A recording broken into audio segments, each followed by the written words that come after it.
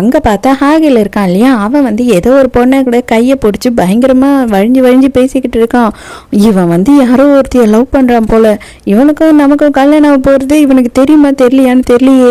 ஐயோ இப்போ என்னதான் பண்ணுறது அப்படின்னு சொல்லி ரொம்ப சோகமாயிடுறா. நீங்கள் என்ன பண்ணிட்டு இருக்க அப்படின்னு ஹீரோ வந்து கேட்கும்போது, அங்கே பாருங்க உங்கள் அண்ணன் பையன் என்ன பண்ணுறான்னு பாருங்க. அவனுக்கு கல்யாணம் ஆக போகுதுன்ற கொஞ்சம் கூட கவலையே இல்லாமல் இன்னொரு பொண்ணு பட்ட பகலில் வெட்ட வெளியில் கையை பிடிச்சி கொஞ்சம் பேசிக்கிட்டு இருக்கான். இதெல்லாம் என்னால் ஏற்றுக்கவே முடியல அப்படின்னு போது இவனுக்கு குழப்பமா இருக்கு. என்னது அவனுக்கு கல்யாணம் ஆக போதா அப்படின்னு சொல்லி யோசிக்கிறான். சரி விடு, அவன் யார் கூட பேசினா இப்போ உனக்கு என்ன பிரச்சனை ஆகுது, வா உட்காரு, நான் உன்கிட்ட கொஞ்சம் பேசணும் அப்படின்னு சொல்லும் போது, என்னது அவன் யார் கூட பேசினா எனக்கு என்ன பிரச்சனையா, என்ன நீங்க உங்க ஃபேமிலியில எல்லாருக்கும் மூளையில எதனா பிரச்சனை ஆயிடுச்சா என்ன அப்படின்னு சொல்லி கேட்குறா. ஹலோ அங்கிள்னு சொல்லவா இல்லை உங்களை மாமனாரேன்னு சொல்லவா, நீங்க என்ன சொன்னாலும் ஓகே, நான் உங்களை அங்கிள்னே கூப்பிட்டுக்கிறேன், எனக்கு அதை பத்தி பிரச்சனை இல்லை அப்படின்னும் போது ஹீரோ கடுப்பாயிரா. என்னது அங்கிளா அப்படின்னு சொல்லி ஹீரோயின் கையை பிடிச்சி இழுக்கிறான். யாரை பார்த்து நீ அங்கிள்னு சொன்ன அப்படின்னு கேட்கும்போது, ஆமா என்னை விட 10 வயசுக்கு மேல நீங்க பெரியவர், உங்களை அங்கிள்னு சொல்லாம என்னன்னு சொல்லுவாங்க, உங்க அங்கிள்னு தான் சொல்லுவேன்.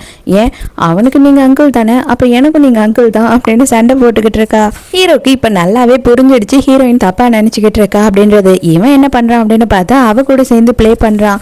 சரி பரவாயில்ல விடு, அவன் உன்னை கல்யாணம் பண்ணிக்க போறான், அவன் யாரோ ஒரு பொண்ணை கையை பிடிச்சி பேசிக்கிட்டு இருக்கான்ல, அப்போ அதே மாதிரி நீயும் நானும் பேசுவோம், அப்போ எல்லாம் சரியா போயிடும் அப்படின்னும் போது, நீ இவ்வளோ சீப்பாக இருப்பேன்னு நான் கொஞ்சம் கூட நினைச்சே பார்க்கல, நீ ரொம்ப ஸ்ட்ரிக்ட்டு ரொம்ப நல்லவனா இருப்பேன்னு எல்லாம் பேசிக்கிறாங்க, ஆனால் நீ பொறுக்கி பையன் அப்படின்னு திட்டுறா. இவங்க 2 பேரும் பேசிக்கிட்டு இருக்கதை பார்த்துட்டு ஹாகிலே அந்த இடத்துக்கு வரான். ஹீரோயின் உடனே வேகமாக ஓடி போய் அவன் பக்கத்தில் நின்றுக்கிட்டு, நீ என்ன எதுவும் தப்பாக நினச்சிக்காத, என்ன இவர் தான் வந்து பக்கத்தில் உட்காந்து பேசிக்கிட்டு இருக்காரு, என் கையெல்லாம் பிடிக்கிறாரு, என்னென்னவோ பேசுறாரு, எனக்கு ஒண்ணுமே புரியல, நீ என்ன மட்டும் தப்பா நினைச்சுக்காத அப்படின்னு சொல்றா.